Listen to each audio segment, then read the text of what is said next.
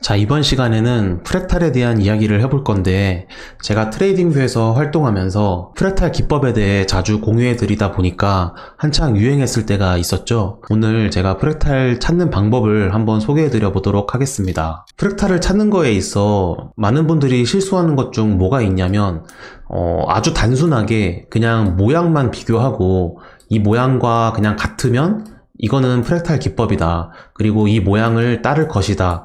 이렇게 가정하는 경우가 많아요. 하지만 이 프랙탈 기법이라는 것은 사실 어떤 모양을 정해두고 그리고 현재 시장에서 그대로 사용할 수 있는 기법은 아닙니다. 이 프랙탈을 찾는 이유는 현재 시장에 대해서 이 움직임이 그 다음 어디로 갈지 어려운 그런 시장에서 사용하면 좋은데, 단순히 이 시장 이 움직임만 봐서는 도저히 어디로 갈지 예측이 안 되는 경우가 많죠. 오늘날 시장이 바로 그런 경우라고 할 수 있어요.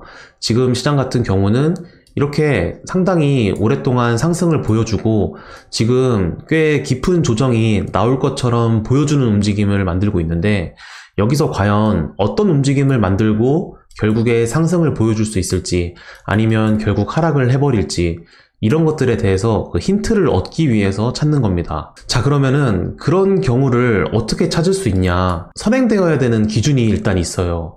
그 기준이 바로 지금 보실 때 이렇게 상승 파동을 이어가고 지금 시장에서 이제 어떻게 될 거냐, 이게 일단 첫 번째 기준의 핵심이거든요. 그럼 우리가 다른 시장에서 이제 그 추세를 찾으려고 할 때 최소한 이렇게 상승을 좀 만든 상태에서 조정을 줄 때 어떤 조정을 만들어서 결국에는 상승을 보여주는지 하락을 보여주는지를 찾아야 됩니다. 그럼 지금 이제 1일봉으로 비트코인 시장을 보고 있는데, 이게 오늘날 시장이고, 오늘날 시장이랑 찾을 수 있을 만한 움직임이 뭐가 있는지 저와 함께 찾아보면서 하나씩 공부해 보도록 합시다.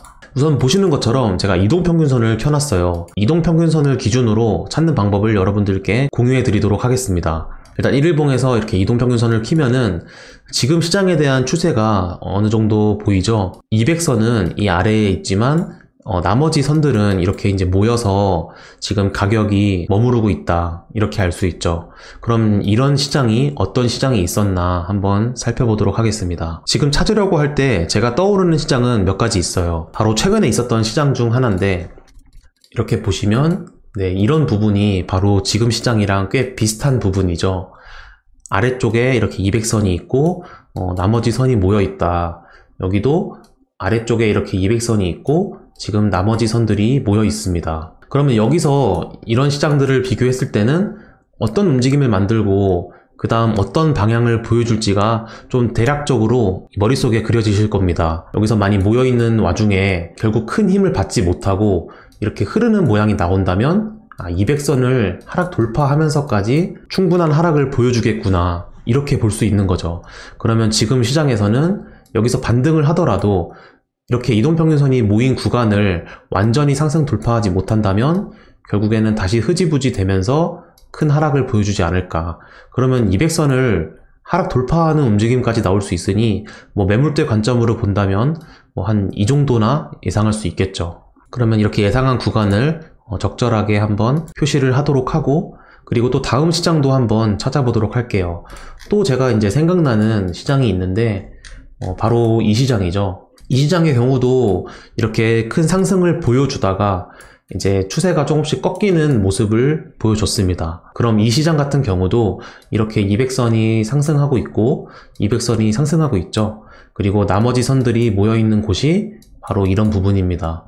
그러면 여기서는 또 어떻게 모양을 만들었나? 역시나 이렇게 200선을 하락 돌파하는 움직임까지 나왔죠. 여기서 오랫동안 머물다가 결국에는 꺾이는 움직임이 나오면서 이렇게 200선까지 완전히 하락 돌파하는 모습을 보여줬어요. 그러면 이런 모습도 참고해 보면은 오늘날 시장에서도 이렇게 200선을 하락 돌파하는 모습까지 기대할 수 있겠다. 여기서 하나의 또 공통점이 있습니다. 지금 보니까 여기 같은 경우는 200선을 돌파하고 이런 직전 매물대의 이 최저점까지 바닥을 만들었구나. 여기서도 마찬가지죠. 이런 최저점까지 바닥을 만들었구나. 그러면은 오늘날 시장에서는 어떻게 볼 수 있냐. 여기서 만약에 하락을 하게 된다면 200선을 당연히 하락 돌파하게 될 것이고, 그리고 직전 매물대까지 기대해 볼 수 있겠구나. 그러면 뭐 한 2600 정도? 2600에서 22000 사이를 열어둘 수 있겠네요. 이런 식으로 이렇게 방향을 예측해 볼 수 있죠. 그러면은 우리가 이제 오늘날 시장에서 전략을 어떻게 세워야 되냐면은 지금 여기 보니까 여기서 이렇게 반등을 하고 내렸네. 그리고 여기서도 반등을 하고 내렸네. 이런 움직임에 따라서 여기서도 반등을 다시 하고 내리겠네. 뭐 이렇게 생각하는 것도 좋습니다. 하지만 우리가 실제로 전략을 연결할 때는 여기서 이제 상승하고 하락이니까 여기서는 롱이고 여기서는 숏이겠네. 이렇게 단순히 생각하고 바로 진입 타점을 설정하면 오히려 오늘 시장에서는 더욱 시장이 안 좋아서 바로 하락할 수도 있는 그런 가능성을 배제하게 되죠. 그러니까 이런 프랙탈 기법에서는 지금 추세를 보니까 여기서는 결국에는 하락 돌파를 했구나. 여기서도 결국에는 하락 돌파를 했구나. 이 관점만 가져와서 오늘날 시장에 적용하도록 해야 합니다. 그러면 여기서 반등을 할 가능성은 물론 충분히 있지만 여기서 적극적으로 롱을 받아보기보다는 반등을 했을 때 그때 좀 매도 관점에 대해서 조금 더 무게를 두고 시장을 볼 수 있겠구나. 이 정도로 바탕을 깔고 가는 거죠. 여기서 매수 관점을 보지 말라는 이야기가 아닙니다. 이 도움을 받기 위해서는 최소한 전체적인 흐름이 결국에는 하락이 될 것이다.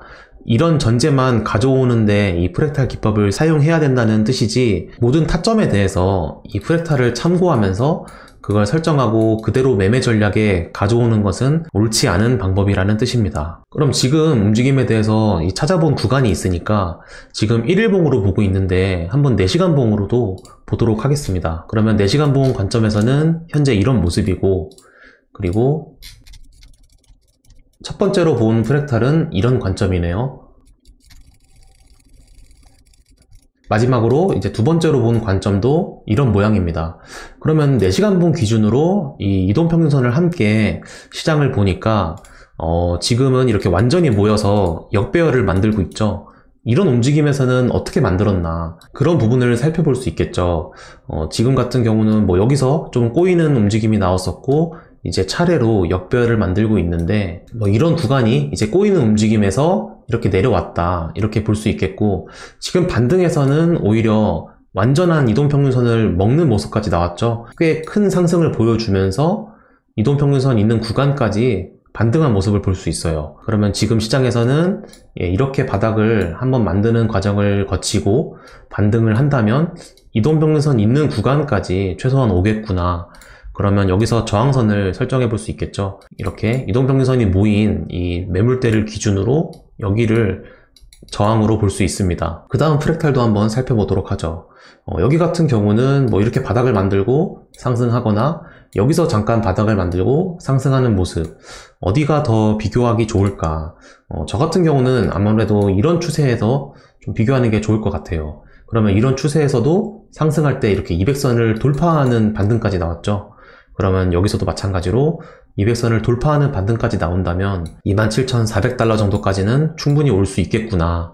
그렇게 우리가 이제 시장을 예측해 볼 수 있죠. 그러면 그렇게 예측을 하고 나서 이제 어떻게 되나?